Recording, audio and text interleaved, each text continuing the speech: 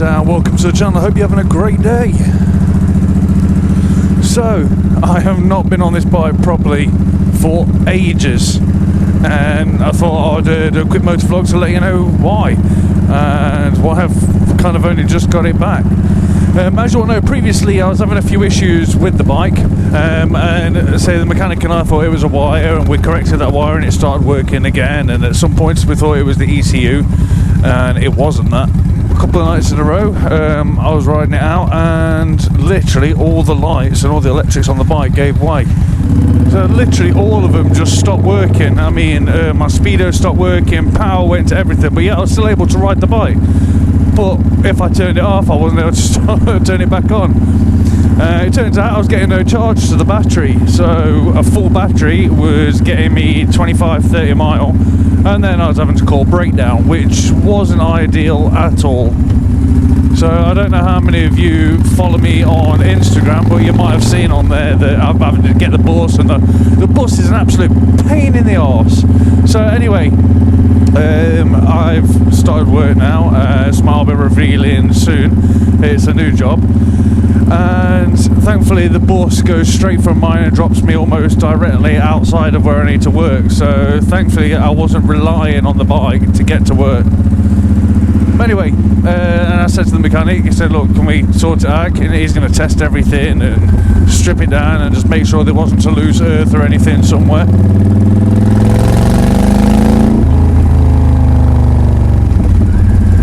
So anyway, I took it to him and he said, look, how long has he got it? Because normally he's kind of on a rush mission to get my bike fixed for me, because I can't really do without it. But anyway, in this case, I could do without it. So he started testing a few bits, and first thing he went to was the regulator rectifier.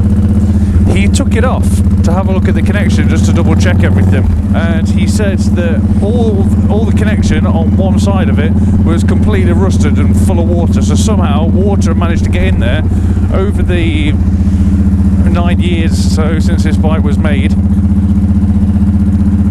Water got in there and completely corroded and messed it up. So I was like, oh, great, how much is that going to cost me? And it turned out it's about 300 quid or close to that from Yamaha, but I managed to find a copy. It just turns out that the regulator rectifier on this is exactly the same as the one on the R1. So I bought that, and he put it in and siliconed it up to the max, and siliconed all my wires, checked over everything to make sure everything had a watertight seal and that it was fine. And now she is running like a frigging dream, an absolute dream. She's smoother than she's ever been. Power wise, maybe a tiny bit more, but nothing that's overly noticeable. But downshifting and rev mashing down is just beautiful. Changing gears up, it's just everything just feels that bit smoother. And I thought before, when he fixed the wire and the fact that everything was running all right, that it felt different then, but I think that may have been because I've not ridden her for a while. But now she feels right now. She's charging absolutely beautifully. I mean, I'm able to run my heater grips and my lights and everything without this flashing me, telling me it's going below 12.5 volts. So yeah, I'm back on the road. As I have been off, and well, that's it. I'm going to do a video at some point of a couple of the services that I use, because I bought an ECU which was coded to a different bike and had to have it reset to virgin state, and there was only one person willing to do it. And the company, they're not great on communication, and to be honest, I thought I was being screwed over. But it turned up and it worked brilliant, so I'll do another video of that on some point.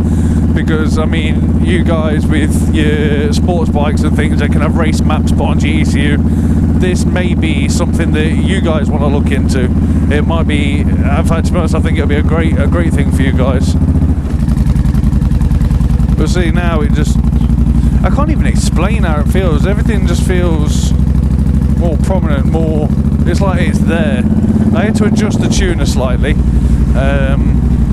But I mean, even sitting at light, it's just the idle seems to sound nicer now, and I don't know if that's just because everything's bloody working. And it kind of got me thinking a little bit, if the regulator rectifier was slightly corroded, would it have been spiking currents, and that's maybe what ruined other things like my throttle position sensor and other little issues that I've had with the odd fuse going. That's just kind of made me think a little bit. Is that because the regulator was kind of screwed and it was maybe spiking power or not having enough power? What is he doing? Oh, he don't know where he's going.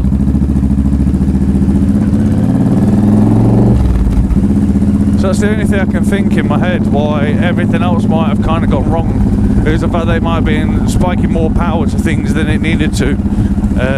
But yeah, I don't know. But either way, she feels all good now. I mean, I rode her the other night and I didn't really trust her because of everything that's happened. So I carried a spare battery.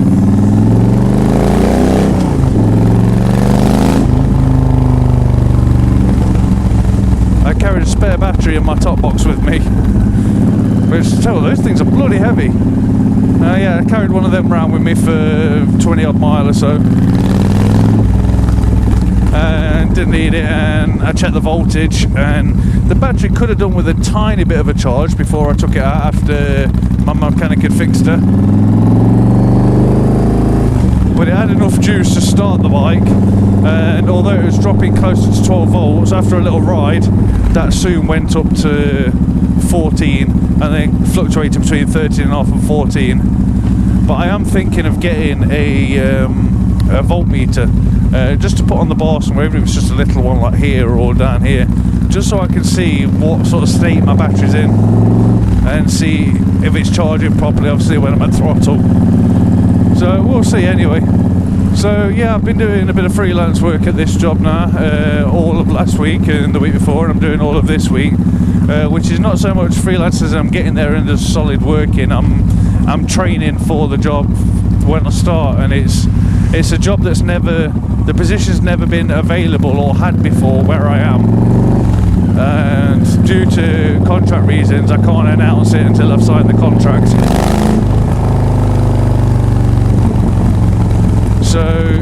So yeah, I've kind of been going there on a training basis, and you know, it's brilliant, absolutely brilliant. And no, it's not photography, but it's photography related. So usually I'd leave out as close to the time as I could to work, but I don't know how long it's going to take me to get there. Normally it takes me about 15 minutes or so, but that's if I'm parking in their car park. But due to the limited spaces of parking, normally I park at this particular place at other times.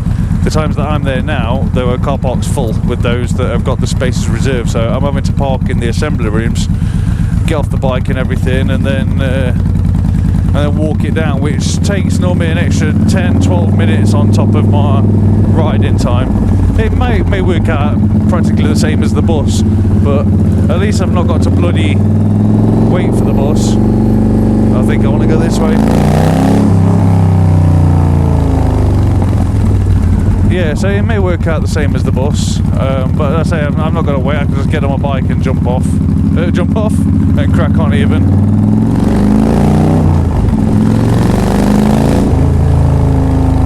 God, I have missed her so much. I mean, I put a video out there saying, yeah, she's working and working brilliant, and it died that night. I mean, even though I put the video up, she died, so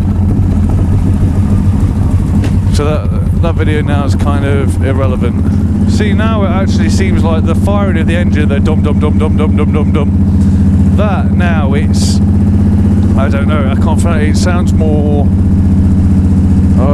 prominent. It's especially at idle. It just everything feels and sounds just a little bit more consistent. Maybe because some things are working better than they've worked before, and I don't know. But we'll see what happens as far as issues go. There may be other issues at some point. But when I've got a bit more money, I'll put the bike in storage with the mechanic and asking him just to fully service it and go over absolutely everything for me. I'll probably do it when I next need an oil change and get him to do that as well. It saves me 10 minutes. and then it'll be time to upgrade a few things on here or change a few things over, like the controls on my gears. I bought a cheap knockoff version of the Kyoraka ones, and they've corroded and messed up, so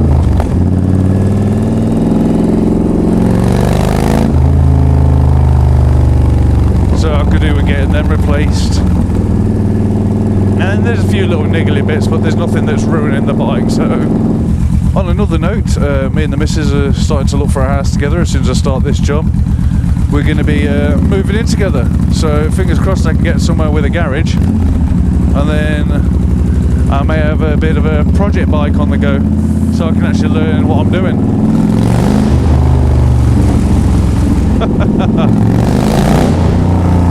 Oh, that sound will never get old, ever.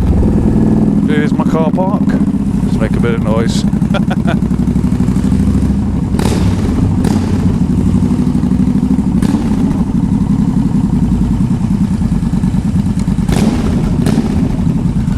Oh, they've actually got that up today.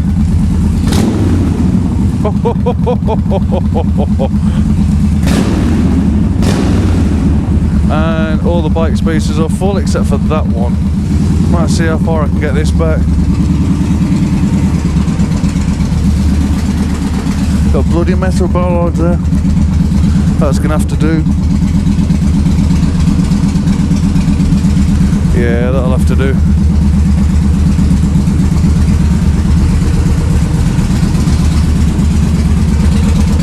Whoa, that was close. Yeah, Shaleem's way too much to go back any further.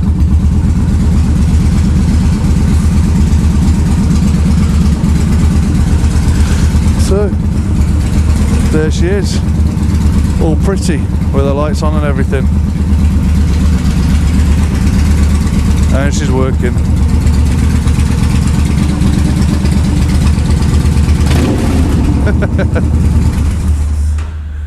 Right guys, don't forget, if you enjoyed the video, to give it a thumbs up, subscribe. If you want to see any more videos, click on channel and click videos and they're all there. Right, take care all, have a good day and ride safe.